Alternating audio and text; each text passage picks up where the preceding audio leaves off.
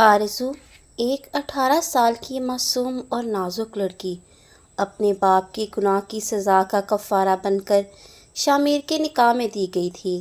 ایک ایسی سزا جس کا اسے علم نہ تھا، نہ حق، مگر خاندانی دشمنی کے بدلے خون بہا کے طور پر اس کا نکاح شامیر جیسے سرد مزاج، سنجیدہ اور خوفناک سمجھے جانے والے شخص سے کر دیا گیا تھا۔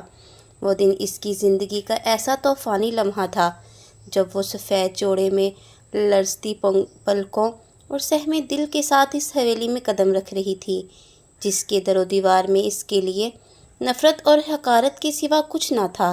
وہ نکاح کے وقت بھی کانپ رہی تھی اور سجدے میں جا کر بس ایک دعا مانگی تھی کہ یا اللہ، مجھے کسی درندے کے ہاتھ نہ دینا، مگر قسمت میں جو لکھا تھا وہی تھا۔ نکاح کے بعد جب وہ شامیر کے گھر میں پہنچی تو دل دھڑکنے کی آواز جیسے دیواروں سے ٹکرا رہی تھی، نظریں جھکی ہوئی تھیں اور سانسیں بے ترتیب، مگر شامیر جو گہری نظریں لیے صوفے پر بیٹھا ہوا تھا اسے دیکھ کر اٹھا، قریب آیا اور نرمی سے بولا، ڈرنے کی ضرورت نہیں، میں وہ نہیں ہوں جیسا تم نے سنا ہوگا۔ تم میری بیوی ہو مگر میری مرضی سے نہیں آئی ہو، اس لیے تمہیں کبھی بھی مجھ سے خوفزدہ ہونے کی ضرورت نہیں ہے۔ اس کا لہجہ اتنا سنجیدہ، اتنا گہرا اور صاف تھا کہ آرزو کی سسکی تھم گئی، مگر آنکھوں میں نمی چھپ نہ سکی۔ اگلے چند دن وہ حویلی میں رہی، لیکن وہاں نہ کسی نے اسے دل سے قبول کیا، نہ بیوی کا درجہ دیا، بلکہ ہر ایک اسے قاتل کی بیٹی، دشمن کی نشانی اور نفرت کی پہچان سمجھتا تھا۔ دادی، ماں اور حتیٰ کہ نوکر بھی اس کے ساتھ ایسا سلوک کرتے تھے جیسے کوئی کمتر مخلوق ہو۔ کام پر لگا دیا گیا، صبح سے شام تک جھاڑو، برتن، کپڑے اور پھر تانوں کے انبار۔ شامیر کو کام کی وجہ سے اکثر شہر سے باہر جانا پڑتا اور پیچھے وہ معصوم لڑکی ظلم کے چکی میں پس جاتی۔ ایک دن جب اس نے 20 کپڑے دھو کر کمر سیدھی کی تو آنکھوں کے سامنے اندھیرا چھا گیا۔ وہ کمرے میں جا کر رونے لگی اور اسی وقت شامیر واپس آیا۔ اسے روتا دیکھ کر تڑپ اٹھا۔ کیا ہوا؟ آرزو نے سچ بتایا تو وہ ایک پل بھی نہ رکا، اسے ساتھ لے کر نیچے آیا اور سب کے سامنے دہاڑا، یہ میری بیوی ہے، میری عزت، میری ذمہ داری۔ اگر کسی نے اسے ہاتھ لگایا تو میں سب سے پہلے مجھ سے دشمنی ہوگی۔ سب سہم گئے مگر دادی کا غرور نہیں ٹوٹا۔ چند دن بعد ہی جب شامیر آفس گیا، پیچھے دادی نے موقع دے کر آرزو کو اتنا مارا کہ وہ بے ہوش ہو کر فرش پر گر گئی۔ اس کا ہونٹ پھٹ گیا اور ہونٹ سے خون بہنے لگا اور ناک سے۔ قسمت کی بات، اسی وقت شامیر کوئی ضروری فائل لینے واپس آیا اور اسے اس حال میں دیکھ کر اس کے قدموں تلے زمین نکل گئی۔ فوراً گود میں اٹھایا، گاڑی میں ڈالا اور سیدھا ہسپتال لے گیا۔ ڈاکٹرز نے بتایا کہ اس پر جسمانی تشدد ہوا ہے، اندرونی چوٹیں بھی آئی ہیں۔ شامیر کی آنکھیں لال ہو گئیں، ضبط کی حد ختم ہونے کو تھی، مگر اس نے آرزو کا ہاتھ تھامے صرف اتنا کہا، میں تمہیں یہاں کبھی نہیں لاؤں گا، اب تمہاری جگہ میرے دل میں ہے، اس گھر میں نہیں۔ اگلے ہی دن اس نے ایک نیا فلیٹ لیا، آرزو کو وہاں لے گیا اور خود اپنی ذمہ داری کو بھرپور طریقے سے نبھانے لگا۔ وہ اب خود کھانا بناتا، صفائی کرتا، آرزو کے لیے نئے کپڑے، کتابیں، لیپ ٹاپ اور ہر وہ چیز لا کر دیتا جو وہ کبھی سوچ بھی نہیں سکتی تھی۔ وہ اسے اس کے بچپن کے دن لوٹانا چاہتا تھا، وہ بچپن جو خاندانی دشمنی کی نظر ہو گیا تھا۔ آرزو اب آہستہ آہستہ اس خوف سے نکلنے لگی۔ اس کی شرمیلی ہنسی، کانپتی پلکیں اور لرزتی سانسیں شامیر کے دل میں ایک الگ ہی کیفیت پیدا کرتیں، مگر وہ وعدے کا پابند تھا۔ اکثر وہ لیپ ٹاپ پر کام کرتا ہوتا تو آرزو شرارت سے اس کی گود میں آ بیٹھتی، کبھی اس کا بازو تھامتی، کبھی موبائل پر گیم کھیلتے کھیلتے اس کے کندھے سے لگ جاتی اور شامیر کی نظریں جیسے اس کے چہرے پر رک جاتیں۔ وہ اس کے لمس سے جلنے لگتا، مگر ضبط کرتا، چہرہ چومتا، پیشانی پر لب رکھ کر پیچھے ہٹ جاتا اور خود سے کہتا، ابھی نہیں، جب وہ پوری طرح میری ہو جائے گی تب۔ اور وہ لمحہ تب آیا جب آرزو نے خود ایک رات جب آسمان پر چاند بہت نزدیک تھا، شامیر سے کہہ کے سینے پر ہاتھ رکھ کر کہا، اگر میں کہوں کہ اب میں تمہاری بننے کو تیار ہوں؟ شامیر کا صبر ٹوٹ گیا۔ برسوں کا ضبط، ساری شدتیں ایک لمحے میں اس کے بازوؤں میں بندھ گئیں۔ اس نے اسے بازوؤں میں لے کر اپنے سینے سے لگا لیا اور بولا، اب نہیں چھوڑوں گا آرزو، تم میری ہو، میری قید وفا، میری محبت، میری زندگی۔ وہ رات ان دونوں کی وصال کی رات تھی، جہاں آرزو نے پہلی بار جانا کہ محبت صرف جذبہ نہیں، قربانی اور حفاظت کا نام ہے، اور شامیر نے پہلی بار پایا کہ جس محبت کے لیے صبر کیا ہو وہ ساری کائنات سے زیادہ قیمتی لگتی ہے۔ اس رات کے بعد دونوں ایک نئی دنیا میں جا بسے، جہاں نہ تانا تھا، نہ ظلم، نہ خاندانی نفرت، بس محبت تھی، لمس تھا، چاہت تھی، اور ایسا تعلق جو وقت کی قید سے آزاد تھا مگر وفا کی قید میں بند۔ وہ قید وفا جو خون بہا کی سزا سے محبت کے انعام تک پہنچی تھی۔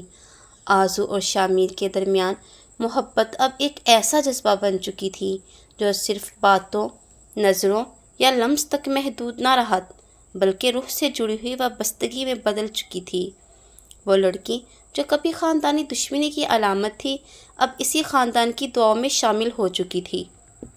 کیونکہ جب شامیر نے سب سے قطع تعلق کر لیا تھا، تب خاندان کو اس لڑکی کی قدر تب ہوئی جب انہوں نے محسوس کیا کہ ان کی نفرت نے شامیر کو ان سے چھین لیا ہے۔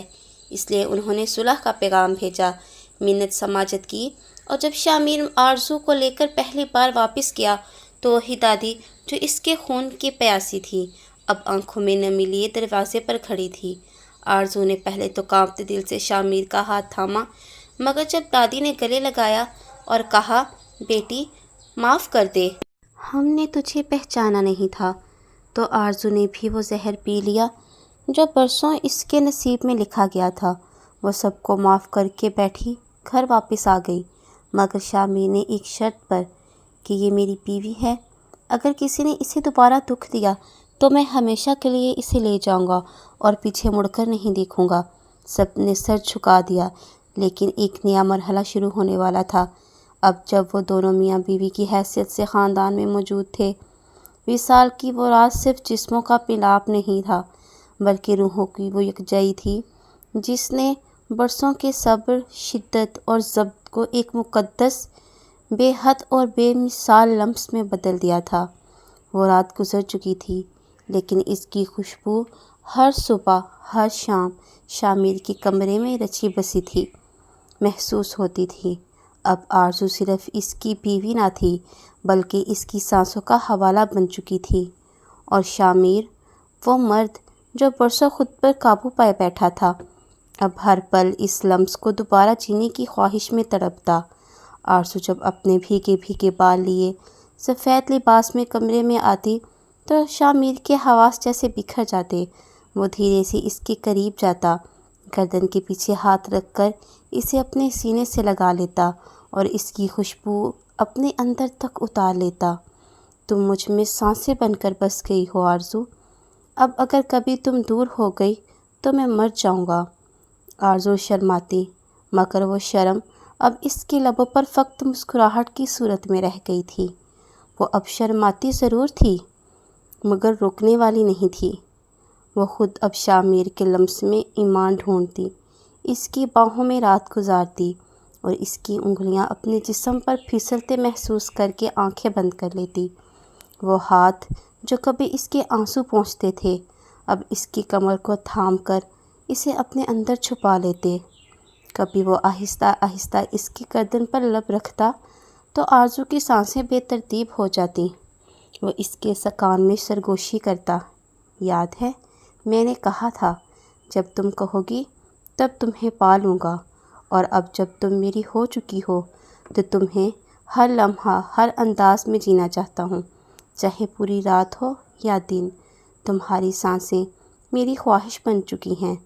وہ کبھی بستر پر اس کے بالوں کو انگلیوں سے سمیٹتا، کبھی اس کی کمر پر لب رکھتے رکھتے اسے باہوں میں سمیٹ لیتا۔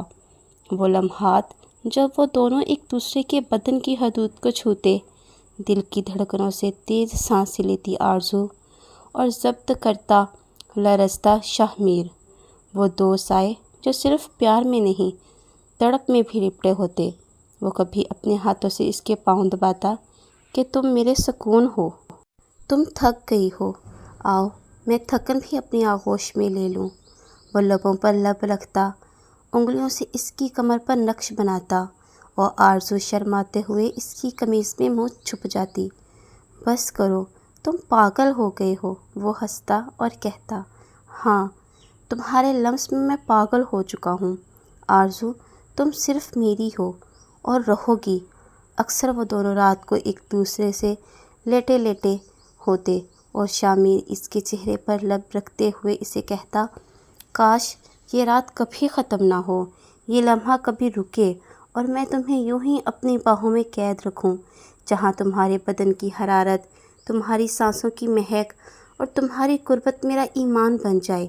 وہ ایک دوسرے کے جسم سے جڑے سوتے اور آرزو جب رات کی کسی پہر میں جاگتی تو شاہ میر کو اپنی کمر سے لپٹا محسوس کر کے مسکرا دیتی۔ وہ محبت اب الفاظ سے آگے بڑھ چکی تھی، وہ شدت جو آنکھوں، لبوں اور بدن کے لمس میں دھل چکی تھی، وہ بے بس سرگوشیاں، وہ دہکتی سانسیں، وہ ہونٹوں کی لرزش، وہ پلکوں کی نمی، سب کچھ اب ان کے درمیان ایک خاموش مگر مکمل رشتہ بن چکا تھا، جس میں نہ اجازت تھی نہ سوال، صرف عطا تھی، مکمل، بے حد، بے شرط۔ پلیز خود کو پردے سے آزاد کر دو، میں تمہاری قربت دیکھنا چاہتا ہوں۔ بغیر شرط کے اپنے سینے کے بالوں پر ہاتھ پھیر کر بولا تو آرزو شرم سے موم ہو گئی۔ جب تک حصہ نہیں ہوگی میں کچھ نہیں کروں گا، مگر وہ ناراض ہو کر خود کو اسی طرح لپٹے کھڑی رہی۔ وہ دھیمی آواز میں بولا کہ اگر تم نے کپڑے نہ اتارے تو میں زبردستی کروں گا۔ وہ گھبرا کر اس سے کہنے لگی، اتنی بھی کیا جلدی ہے شاہ میر، اتار رہی ہوں۔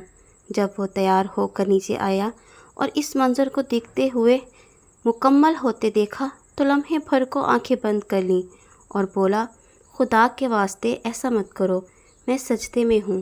پھر قریب آ کر زبان بھری اور فوراً اسے ہاتھ میں لے لیا، محبت کو پایا، جسم کو چھوا، روح کو چوم لیا۔